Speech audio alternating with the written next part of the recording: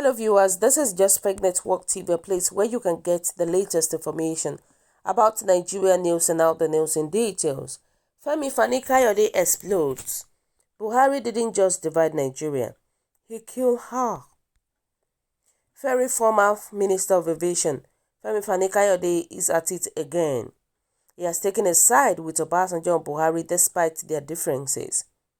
In a message sent to Sahara Weekly personally, he expressed his view concerning the current government and situations in Nigeria. In 2015, I said Buhari would divide Nigeria. You didn't believe me. In 2017, I said Buhari had divided Nigeria. You didn't believe me. In 2019, I said Buhari had pushed Nigeria to the brink of disintegration. You didn't believe me. Today, I say, unless Buhari retraces his steps and we build bridges between ourselves, there will be no Nigeria left by 2023. You do not believe me. At every point over the last 5 years, my words have proved to be prophetic. I have been proved right and I have been vindicated.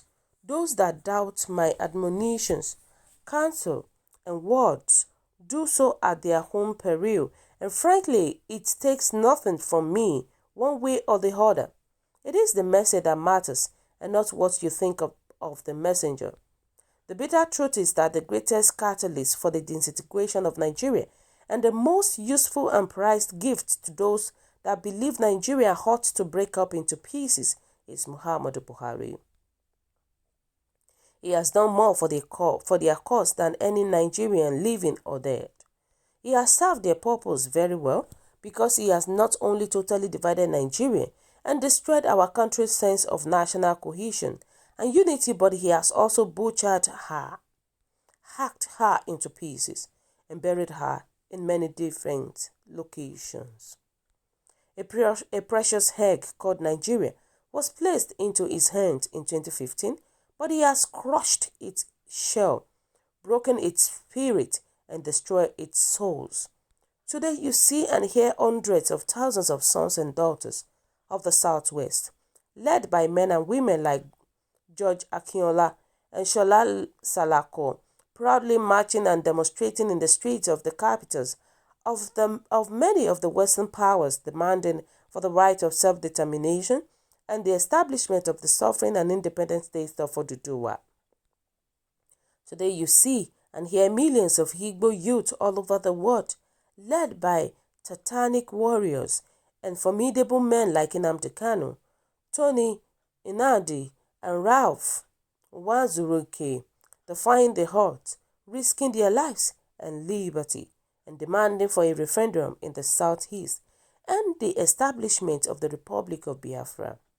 Today you see and hear hundreds of thousands of wide-eyed, fearless, fired up, and angry young men and women all over the South and the creeks of the Niger Delta, led by men and women like Asari Dokumbo and Aniko Brings, who are more than ready to take their destiny into their hands, break free from bondage, and march out of Nigeria with all their oil.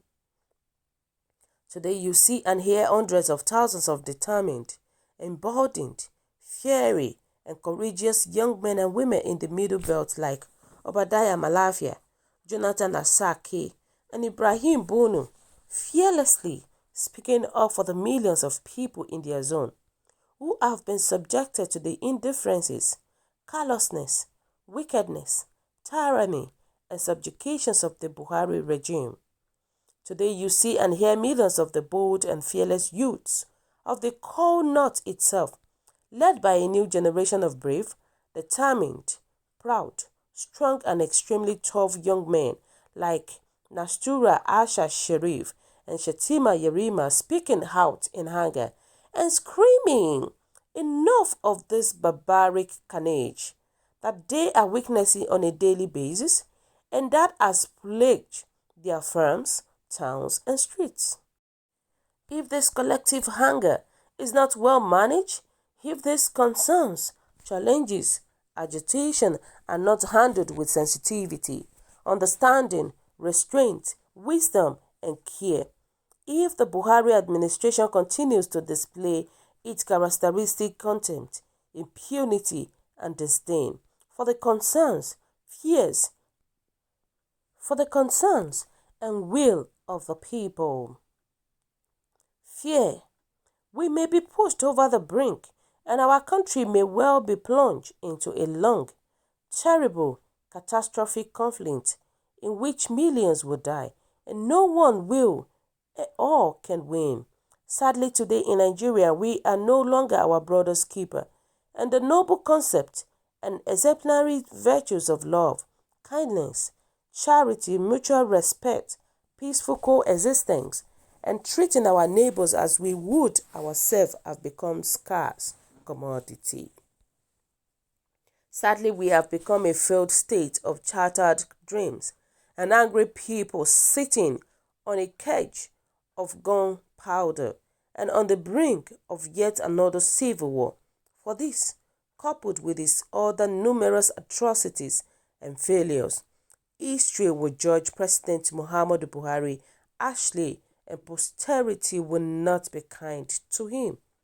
Wow, so viewers, what do you think about this? What is your own take? You know, Fani Kayode, SH0ÇK, Obasanjo, and their like are the real nation dividers, not Buhari alone.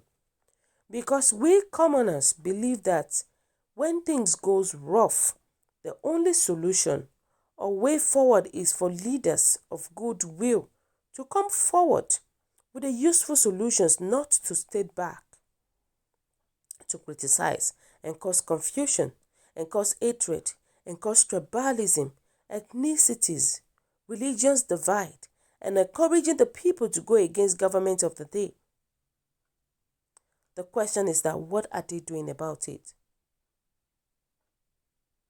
What are they doing about it? The same way that President Muhammadu Buhari is tarnishing the image of Nigerians is the same way that these people are tarnishing the image of our country outside. Even the politicians are even tarnishing the image of our country outside and inside. But may God help us. May God help us. Nigeria is nothing to write home about.